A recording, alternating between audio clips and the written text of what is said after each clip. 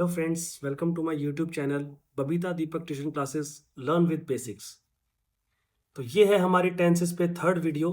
तो जैसा कि आप पहले दो वीडियोस देख चुके होंगे जो थी सिंपल प्रेजेंट टेंस और प्रेजेंट कंटिन्यूअस टेंस। तो अगर आपने नहीं देखी हैं तो आप उन वीडियोस को देख लीजिए जल्दी से और अपनी पेन और पेपर लेके रेडी हो जाइए। आज हम करेंगे प्रेजेंट परफेक्ट टेंस। तो इसके रिगार्डिंग मैं आपको इसकी आइडेंटिटी के रिगार्डिंग बता दूं कि कोई भी एक्शन, कोई भी काम जो शुरू तो पहले हुआ था पास्ट में, बट वो अभी कंटिन्यू है प्रेजेंट के रिगार्डिंग। मतलब हम उसको बोल सकते हैं कि वो अभी अभी खत्म हुआ है। जैसे कि मैंने खाना खा लिया है। अब मैंने खाना शुरू कभी किया हो बट मैंने खा लिया है, खा चुका हूं का मतलब क्या है कि अभी कुछ ही समय पहले, कुछ ही क्षण पहले मैंने उसको खाने को खाया है। वो हो चुका है लेकिन अभी हुआ है। एक तो हम ये कहते हैं कि भाई भारत में युद्ध हुआ था, तो ये पास्ट की बात है, लेकिन वो युद्ध आज तक चल रहा है। तो हम उसके रिगार्डिंग ये कहेंगे कि युद्ध अभी खत्म हुआ है। तो हुआ है का मतलब क्या है कि वो प्रेजेंट से रिगार्डिंग है। ओके, तो इसमें हम जो यूज करते हैं present perfect tense, describe an action that started in past, जो पहले शुरू हुआ है, एंड कंटिन्यूज टू प्रेजेंट, और अभी तक है, और प्रेजेंट रिजल्ट, या अभी प्रेजेंट में अभी अभी खत्म हुआ है। हेल्पिंग वर्ब जो हम यहाँ पर यूज करेंगे दैट इज हैज और हैव, और वर्ब की थर्ड फॉर्म। अब फिर से वही बात आती है हेल्पिंग वर्ब से रिगार्डिंग, जो हम पहली दो वीडियोस में बातें कर चुके हैं कि एस या ई एस कहाँ पे यूज होना है, डू डज कहाँ पे यूज होना है, इज एम आर कहाँ पे यूज होना है, सेम हेयर हैज और हैव कहाँ पे यूज होना है। तो यहाँ पे मैंने की पॉइंट्स की तरह लिख रखे हैं कि हैज आपको यूज करना है थर्ड पर्सन के लिए, जैसे ही, शी और इट के लिए, और हैव आपको यूज करना है फर्स्ट पर्सन और सेकंड पर्सन के लिए, that is I, you, we और दे। ये मैं आपको एग्जांपल के थ्रू बताऊंगा कि भाई हम कैसे इनको यूज कर सकते हैं। तो यहाँ पे मैंने दो कुछ चीजें लिख रखी हैं कि unfinished action and life experience. तो अनफिनिश्ड एक्शन का मतलब क्या होता है कि कोई काम अभी पास्ट में शुरू हुआ था लेकिन वो अभी तक चल रहा है। जैसे she has worked here since 2024, वो हमारे यहाँ काम कर रही है 2024 से।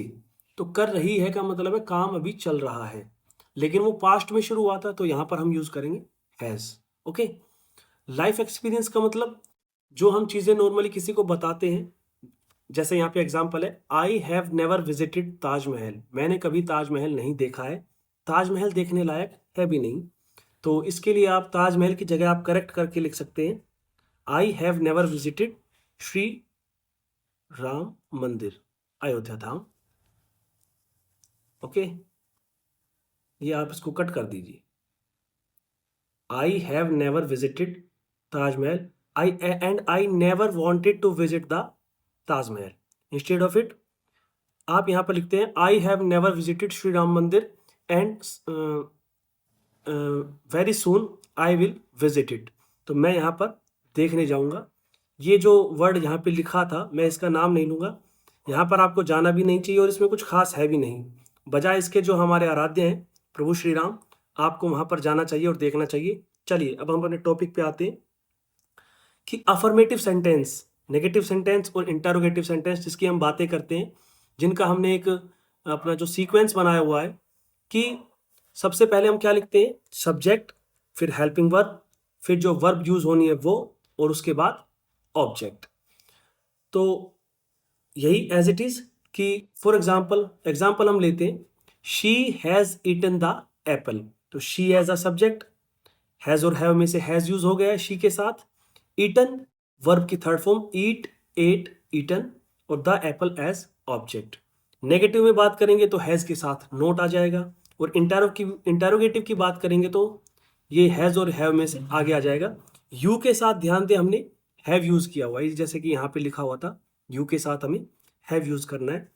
तो फिर से मैं यही कहना चाहूंगा कि आपको ये सारे पॉइंट्स को ध्यान में रखते हुए या इनका पहले आप नोट्स बना लीजिए और फिर वापस से सेंटेंस की प्रैक्टिस कीजिए। और कुछ रेयर केसेस हो सकते हैं जहाँ पे आपको इनकी क्वेरीज हो, तो वो मुझे कमेंट करके ज़रूर बताएं। सभी वीडियोस को लगातार देखते रहें, जैसे कि 3 वीडियो बनाई गई है, तो उन वीडियोस को लगातार टच में रहें हमारे चैनल के, सो दैट कि आप टेंसेस को अच्छे से सीख पाएंगे। और मैं गारंटी के साथ कहता हूं कि जब आप ये 12 वीडियोस देख लेंगे टेंसेस के ऊपर, तो आप टेंस पे अपनी अच्छी पकड़ बना पाएंगे, जो आपके एग्जाम प्रिपरेशन रिगार्डिंग बहुत ज़्यादा ज़रूरी रहेगा। आपकी नॉर्मल वोकैबुलरी, जो आप स्पीकिंग स्किल्स हैं, जो आपकी लर्निंग स्किल्स है, किसी के साथ बात करने की इंग्लिश में, बहुत ज़्यादा हेल्पफुल रहेगा। लेकिन इसके लिए आपको ज़रूरी है लगातार प्रैक्टिस करनी और हमारे चैनल के साथ जुड़े रहना।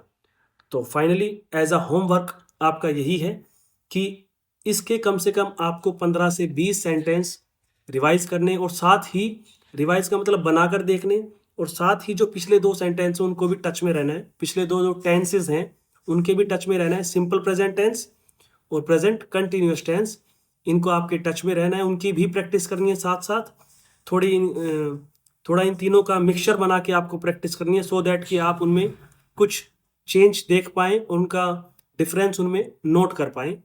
और वापस से मैं यही कहूँगा कि अपने साथ साथ किसी दूसरे लोगों को भी बताइए कि भाई वहाँ पे आप टेंस की अच्छी अच्छी वीडियोस देख सकते हैं। तो चैनल के साथ सपोर्ट बनाए रखें और इन वीडियोस को शेयर ज़रूर करें। Thank you.